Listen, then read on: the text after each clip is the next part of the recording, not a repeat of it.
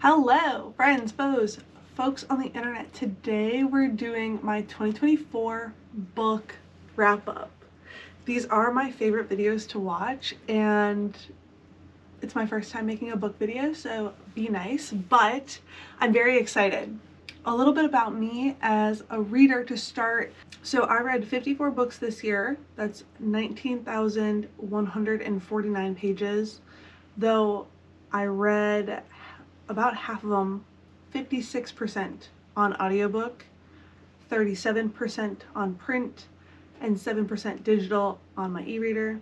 I mostly read romance, contemporary, and fantasy, and prefer books in that 300 to 499 page category. So that's like most contemporary fiction. And yeah, I'll show some of my other Storygraph facts up here, but it takes me about 12 days to finish a book, and I know that that is skewed because I read a Brandon Sanderson book with Eric and it took us over 200 days to finish, I think. You will see that I have a couple favorite authors that I return back to quite frequently throughout the year, but I think I'm a very fair judge. So with that said, I have made a tier list to do tier list ranking, and I love these videos because it shows just a little bit of everybody's personality, but I do not want to talk through like the premise of a book, the plot of a book. I'll give little hints here or there to like the actual storyline, but that's why we have Goodreads and Storygraph and Google and the internet. So we're going based off my vibes. So first, at the very bottom, we have huh? That cat meme where the cat goes huh?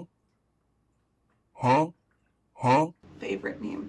But that's for like, what did I read, or I don't actually remember reading the book, or the cover doesn't spark any memory of the plot of the novel at all. So that's the lowest category. Time Was Spent is a book that obviously took my time to read. Maybe I wanted to DNF it and chose not to. I'm not really good at DNFing books, so that's this is like the tier for bad book. In the yellow, I have would recommend if. So these are books that I would recommend for a specific person, probably not for everybody, and you're gonna see why. Giggle City in green, that's reserved primarily for books that I would be embarrassed to tell you that I really liked, but I loved. So some of it's gonna be the smuttier books, some of it's gonna be, you know, slightly embarrassing books or books I know are problematic in some way, shape, or form, but I like what I like, so that'll be that. And then I'll Take 17 and a Bottle of Sauce is the highest accolade you can earn from me today. That is from that TikTok video of a woman trying to feed her husband. Give me 14 of them right now. Really? Mm-hmm. Do you know what's in here? I don't care. Don't tell me. No, I'm going to tell you. 2 ingredients. Sweet potato and eggs. Fabulous. Fabulous. Protein. I want 17 with a bottle of sauce. There you go. No sauce. Bye. Yeah, good luck. Love it. So that's my highest accolade.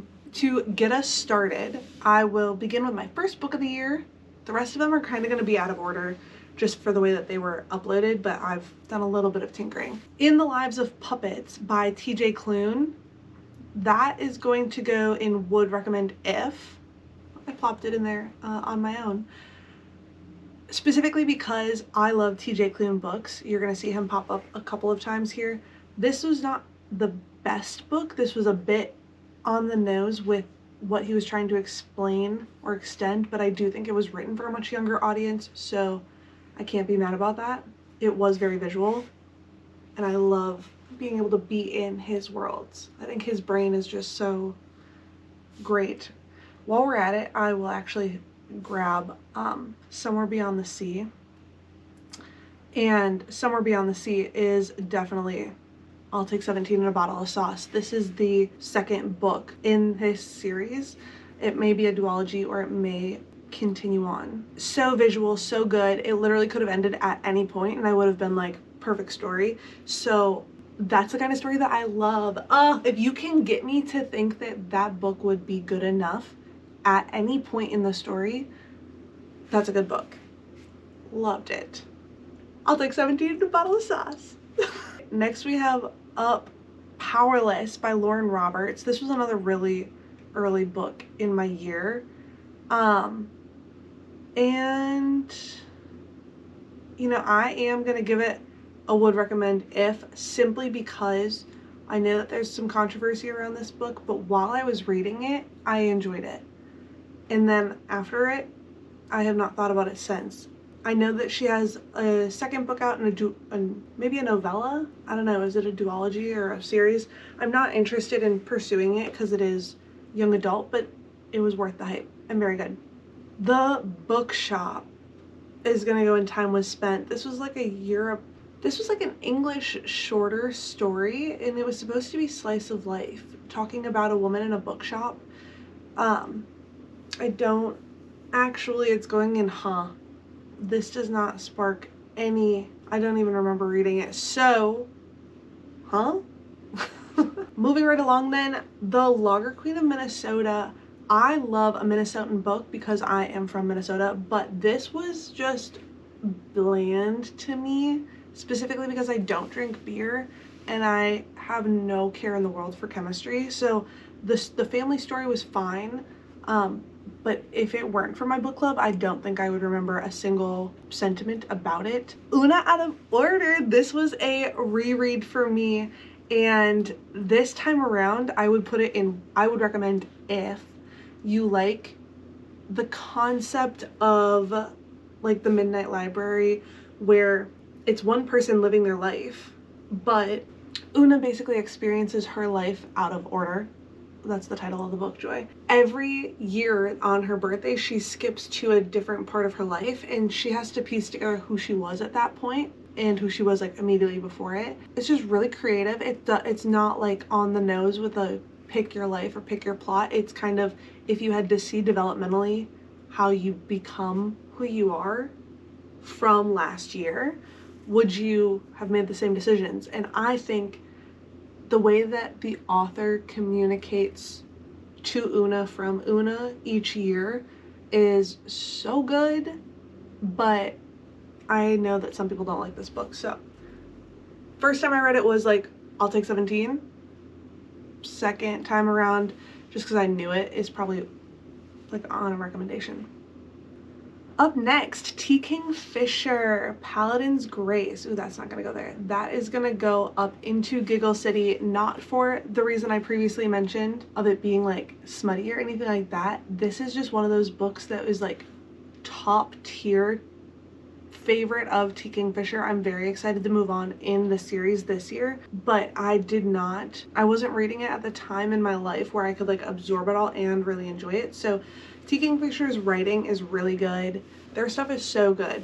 Okay, Allie Carter. Allie Carter is an author that I found this year, The Blonde Identity, through another booktuber that I really loved.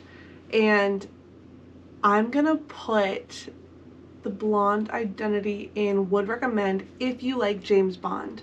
I think that this is like a James Bond or like a 24 kind of retelling, but the woman is the primary protagonist. So it was fun. It was fast. The writing was good. The setting, she had a lot of very good imagery in her language, so I liked it. Good giggle time, but not good enough for Giggle City. All right, next is Begin Again, and this is going into, apparently I rated this 3.25 stars. I cannot remember anything about the plot. I don't remember a single thing about this book. So very mid, apparently. Just for the Summer by Abby Jimenez, I really liked. To be fair, I really like Abby Jimenez. She is Minnesotan, or she lives in Minnesota now, so that's always, you know, a setting that I am drawn to. And I just laughed and loved this whole book. I thought the mental health, you know, statements were fine. I thought that the family dynamics were really good enough, but like the romance, the fact that there were nods to things that I see in my life, I loved it. I ate that up. And speaking of things I ate up, we will just slap all three of these next ones into Giggle City. I am so excited for the next book in the Butcher and Blackbird Mother and Lark series. So the third book, I think it's like Scissors and Scythe, is coming out, and I am actually going to be going to the book event for that here in Minnesota. So Very exciting. These are essentially erotica. These are dark romance books where they're both serial killers. Leather and Lark is the continuation of that with a different couple. And then Lights Out is like a masked man trope. I got that on the same recommendation that I got The Blonde Identity from Heather's book club. Go look them up. Go check the trigger warnings. Be interested. Good books. Good Giggle City books. Not a good Giggle City time. Funny story. I am obsessed with Emily Henry. I love Emily Henry. I will buy her books. I'll buy all of her books. Don't tempt me with a good Emily Henry book. But Funny Story was one where I'll say I'll recommend if you are a diehard Emily Henry fan and you know that you're gonna like enjoy her writing, enjoy her books, and you can get over some of the blockers that I had in this book that were like, why is the sister in town? This seems like an odd date. Oh, I don't know, maybe I just didn't love it, but if it's probably lower on my Emily Henry tier list, but that's not the list we're making. It was a highlight of the year to get a new Emily Henry book, so I liked it. While we're at it, we'll just put Happy Place in. I loved Happy Place. I don't know if it was like the actual imagery, the setting, the friend dynamics. I ate it up. I loved it. I loved it, but not take 17 of them. Summer of Broken Rules. We're gonna throw this into Time Was Spent. I very clearly remember going on walks this summer and listening to this book, but besides it being like on a large estate and with clever little like trope changes, I don't remember anything about it. So that's that. Oh, look, right there we have another Emily Henry book. I will put book lovers into I'll Take 17 in a Bottle of Sauce. Like I said, I own all of Emily Henry's books. I freaking love them, but book lovers is for me the story that I could like drop into. I loved the book. I love the setting. I love the sister relationship. It's an older one of Emily Henry's maybe, and that's why I'm more like sentimental about it, but I love it. Okay, Fifth Avenue Glamour Girl is going in, huh? Because one, time was spent on it, but this book was supposed to be about Estee Lauder, kind of like a fictional reimagining of Estee Lauder's life. First of all, bad person. I don't even like the makeup. I didn't know. I was very interested in reading something like glitzy from history, but I just don't like it. I just don't like it at all. Okay, Happily Never After. This is a Lynn Painter book. This is an adult book, and the premise was so good, and I thought the execution was lovely. It did have me kicking my feet giggling, but like the story was good. Basically, there's this guy that professionally stands up at weddings and says, I object, and eventually she gets into it, and well, he breaks up her wedding, and then she wants to participate with him, and their story goes from there. And I will take 17 in a bottle of sauce. I really like Lynn Painter books. I think I'm going to give some of her young adult books a go this year because they're just always a good time. Even the ones that I don't love, I like. So, good. A Man and His Cat. So this was my very first manga. I have never partaken in manga before. I think I actually read several of these books. Certainly not my favorite spend of time, but time was spent, and it was a lovely book, beautiful pictures, so can't knock it. Try manga, try new things, try to expand your reading. All books count, audiobooks count, manga counts, but I don't know that I will return to it this year. Okay, Julia Whalen. I freaking loved Thank You for Listening. I would recommend, if you like audiobooks and if you care about what goes on behind the scenes, like a little slice of life behind the scenes, this is basically a book where she is an audiobook narrator, but she wrote a book about audiobook narrators. The guy doesn't want to be known. She, I think, is going by a different name maybe, or not sure the exact specifics, but they end up knowing each other. Very good. Very good book. Speaking of end up knowing each other, 7 Year Slip, I have to say that this book was not an I'll take 17 and a bottle of sauce reading experience, but I have not stopped thinking about it since. And I really like this author. I think every book I read by her makes me think, and I reflect on that story a lot. Basically, I can't really tell you why without spoiling some of it. All that to say, not an A or S tier like reading experience, but I haven't stopped thinking about the book since. A book I have stopped thinking about, we're gonna put If He Had Been With Me in Time Was Spent. This was like a high school little romance, and it was recommended to me by a big booktuber. It was recommended to all of us by Haley Pham, and I didn't like it. I liked it, and then I didn't. You know, like while reading it was fine, and then I haven't thought about it since, so I would not continue on. I think that this author made it like a duology maybe, and maybe they have some other books. You won't see me reading them. But an author you will see me reading is Jennifer Weiner. Jennifer Weiner. I don't know how you say her last name. I have seen her at book talks. I have seen her at events. I freaking love her. I love her books. I love how all of them are about the summer. This one is about the summer, but it doesn't have summer in the name. I love that she talks about food and bread and life and relationships. And this book does have a couple of trigger warnings if you're, you know, sensitive to certain topics, but it was just a good book. Just a really good book and poignant, I think. Another thing about some of the authors that I will always like and return to is that they are good people. So she does have a couple of political takes in this book, but I agree with them. So take that as you will, but go read this book. The Breakaway was a delight. A book that was just a book that I wanted to revisit was The Giver. So I think that there's something about the premise of The Giver I always found myself returning to since reading it like in school. And that's like the concept of things getting taken away or given. I just wanted to return to it, and I had it on my shelf, so I thought, why not? I'd recommend it if you want to revisit an old school book, or if you have ever thought about it since your original read and would like to return to it. All right, truth or tequila? I have to put in, Honestly, I was even looking through my notes or like looking through my star ratings, and I cannot figure out why I was reading this book. I probably was in a reading slump and needed a short little romance to get me out of it. I think they meet at a bar drunk and then they'd play like truth or dare, but it's always truth or tequila. Like, I know nothing about it.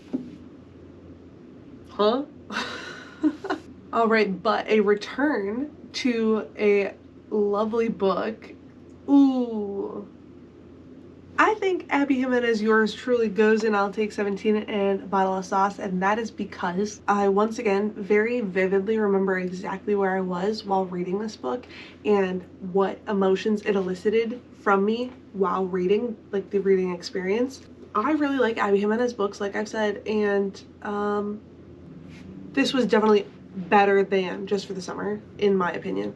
A popular one, Divine Rivals. I'm gonna throw it in Time Was Spent because I remember really liking this book. I read it really early on in the beginning of the year, but it is so insta-lovey. It's like the epitome of a romantasy, right? If you haven't heard about it by now, go Google romantasy. Basically, the premise is that it doesn't do either thing super, super well. This was the hottest book by far that I'd seen in a long time, so I did try to pick up the second book, and I just didn't want to.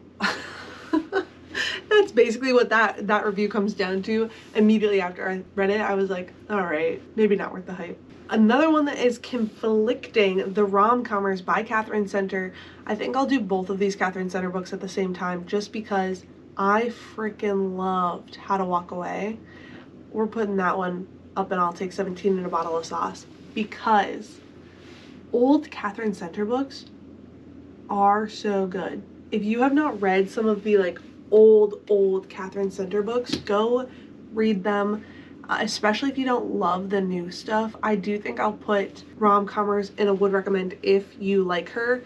They weren't very nice to each other the whole time during the Rom-Commers, and there was something about the family dynamic that felt unrealistic to me, or maybe it's just because I would never experience that situation in that way that it was like hard for me to grasp why it was the premise of a book. Whereas How to Walk Away, chef's kiss, hit me like a ton of bricks. Loved it. So speaking of loving it, Legendborn, this book is for younger readers. I know that it's intended for younger readers, but think like dark academia, underground fantasy, magic system at university. Oh, that book's good, and I'm getting the next one and I cannot wait to read it. I think we should get everybody reading Legendborn if they haven't already. That's some good stuff. One of my goals for 2025 is actually to read more books by people of color and actually spend my dollars on books by people of color more, just because I know that the industry is so saturated with white folks and white women specifically. So another Black author that I love is One of Us Knows, and Giggle City doesn't quite hit it. This, respectfully, I'm putting in would recommend if at the very top. I would put it at like a very high recommendation if you like a little bit of a mystery thriller, but that's not spooky or like hard to solve. Essentially, it is talking about race, it's talking about class, protagonist has schizophrenia. So I don't know, but if any of that sounds like your cup of tea, Google it. One of Us Knows, Alyssa Cole. She's also written several other books, like I think it's When No One Was Watching. That book has stuck with me for a long time. I will read what Alyssa Cole puts out. Speaking of another author that I will read regardless of what they put out is Gabrielle Zevin. A Storied Life of A.J. Fickery is obviously very, very different than Tomorrow and Tomorrow and Tomorrow. Ooh, I actually have to say that this was time spent because I don't remember anything about the premise. Do I? It's like a guy living in a coastal city, owns a bookshop, and the book seller, like the person who's supposed to be getting him books from the publisher, is new and he doesn't like her immediately. It's all come back to me now. A little bit sad, but Gabrielle Zevin's writing is just so beautiful, and I always think that, so I will always return to her works. Okay, a recommendation from my mother was Remarkably Bright Creatures. This book is going right up to I'll Take 17 and a Bottle of Sauce because I loved this book. Something about anthropomorphizing an octopus and then him being like the linchpin to a story. It was so good. I loved it. I love a book where one plot comes together at the end after having seen multiple perspectives. I love that. I eat that stuff up. And actually, while we're talking about it, Lonely Hearts Book Club, this is probably the top book of my year, probably one of the top 3, because what this book does is take different perspectives, but they are interjected as chapters along the storyline chronologically. So you begin the story through this person's lens, and then when you get to the next person's perspective, it is that point in the story. It's not like switching off or anything like that. And it is so fascinating to see these characters experiencing the same thing, developing like the story through different people's sight. Oh my gosh. I have it right here because I had to shout it out so much. Lucy Gilmore, The Lonely Hearts Book Club. Go read this book. I'll lend you my copy if you need it. A book I don't own but would love to have on my shelves is The Friendship Study. I'm gonna put this up in Giggle City because was it realistic? Probably not. Was it fun? Yes. I loved that book. Also got it off of a recommendation of YouTube. So, A Love Song for Ricky Wilde. This is the second book that I've read by Tia Williams. I'm gonna put it in would recommend if you really liked her first one, 7 Days in June. That was like one of my favorite books of the last year, and it definitely has, I've thought about that book a heck of a lot more than this one. I don't know much about the Harlem Renaissance, and I'm actually not very good with New York like as a setting in books, just because I don't know it locally. So I think that, and then the fact that I didn't know that it was going to be magical realism definitely threw me for a loop. So sometimes I go into books blind and sometimes I look them up, and this one I went into entirely blind, had no concept that there was going to be magical realism in there, and didn't like it in the book, didn't like its execution. Another book that I knew what the premise was going to be but then didn't like the execution of it was How to End a Love Story. I think I really liked the end of this book, but the premise was not that good. And like I love an enemies to lovers or like a haters to lovers, you know, because not everybody can be enemies. but this is a book where they should have stayed not lovers. Like, stay haters or stay just like separate. Is that terrible to say? I don't know. I just don't think that this book was like super good, or at least like worth all the accolades it got. That's a bit of a hater take, but something about it just didn't work for me, I guess. But it was a good reading experience. I will say she's a very good author, a good writer, storyteller, uses good language. So it was just the plot that didn't quite hit for me. I will go back to the author. Is that contradictory? Out on a Limb. This is Hannah Bowman Young. This is Giggle City. This, I was running and I was like, if this were on speakerphone, I would be so madly embarrassed. It's a cute story. It's a good story. It's smutty, so you wouldn't quite tell that from the cover, but okay, I literally have to look this one up because I don't remember it at all. Okay. The Last Chance Library, I literally had to look it up. Because I got it confused with the Lonely Hearts Book Club for a second. This book has to go in because I simply don't remember the plot, except for the fact that it's like a library that's going to get shut down and then the community rallies behind them. That's very similar to the Lonely Hearts Book Club. It was a very sweet one and done. It has to go in because I literally had to go Google it because I didn't even recognize the cover. I don't remember anything about it. While we're here, we're gonna throw interesting facts about space into because this is just not a good book. I totally understand living inside of the head of a morally gray person while reading a book, but this was not living inside of their head. It was experiencing mental health struggles, and it was so obvious that that's what we were doing that I was like so uncomfortable. All roads leads here. This was my first Mariana Zapata book, and I would say I would recommend if you're looking for a really slow burn romance, this is it.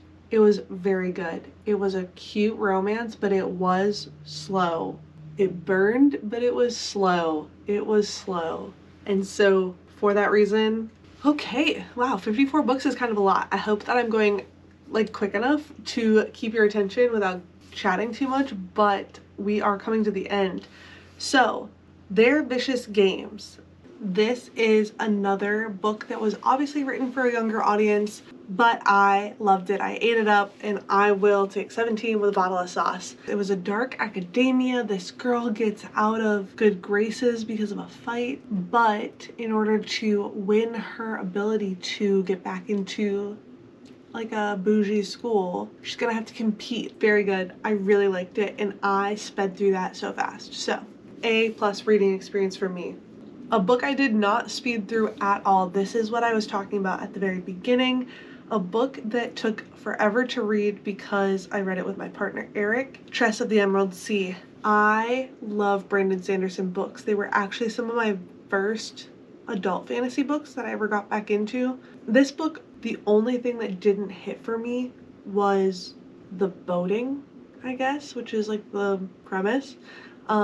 It was very creative and very unique, but just like the setting didn't quite draw me in. So I think I would recommend, if you're looking for like a lovely cozy-ish fantasy, that definitely has like good world building. The most wonderful crime of the year is Giggle City. This is obviously a late in the year December bias. I'll actually throw the Christmas countdown into my would recommend. If both of these winter romances, the most wonderful crime of the year you could get away with reading just any time in the winter, but it has nothing else to do with Christmas. Cute little crime romance, very cute, very fast.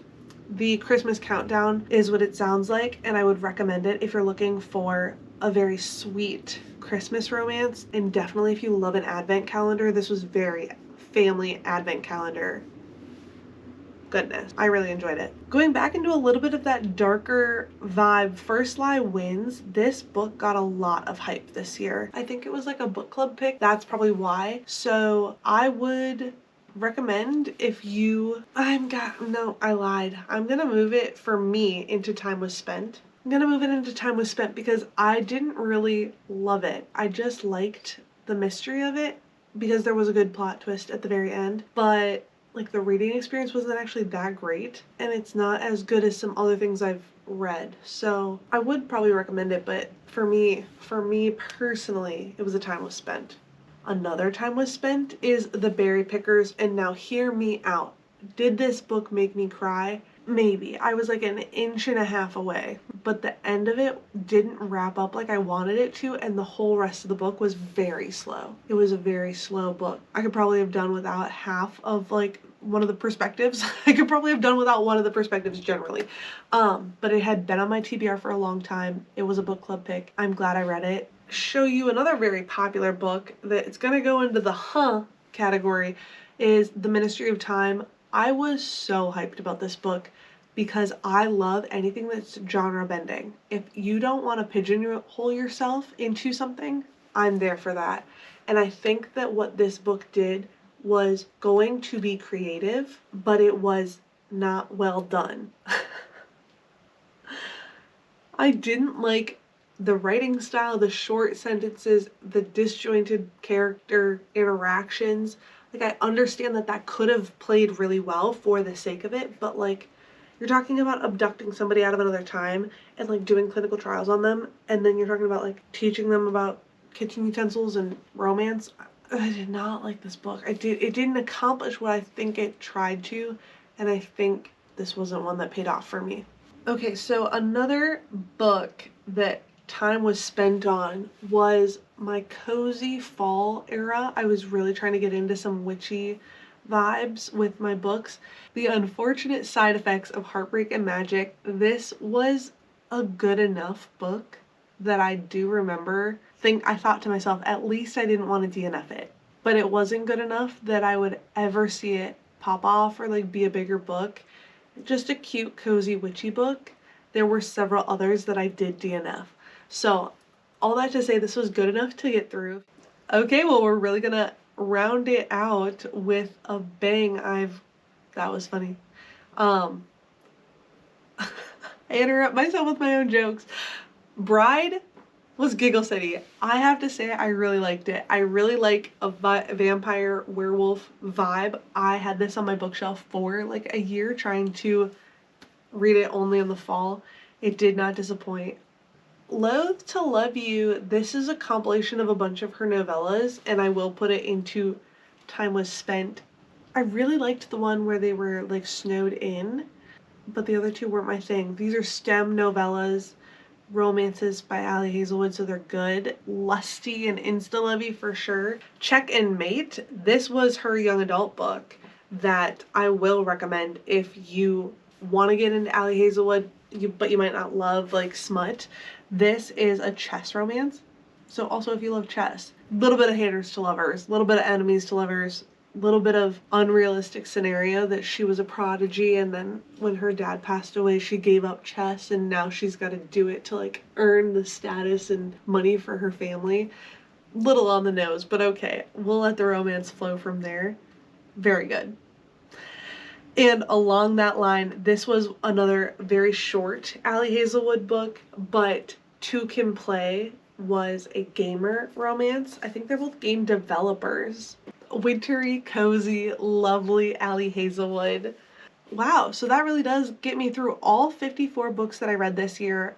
I think that I have a pretty good smattering of things that were very good and things that did not hit the mark. I'm excited to get a little bit more into some of the moodier books. I have some fantasy on my list. I've got some bigger series on my list for the year. Obviously, if any of my favorite authors come out with a new book, I'm definitely going to return to that. I do feel like a book a week is pretty reasonable for me, but I'm really looking forward to reading only books that I am actually really interested in.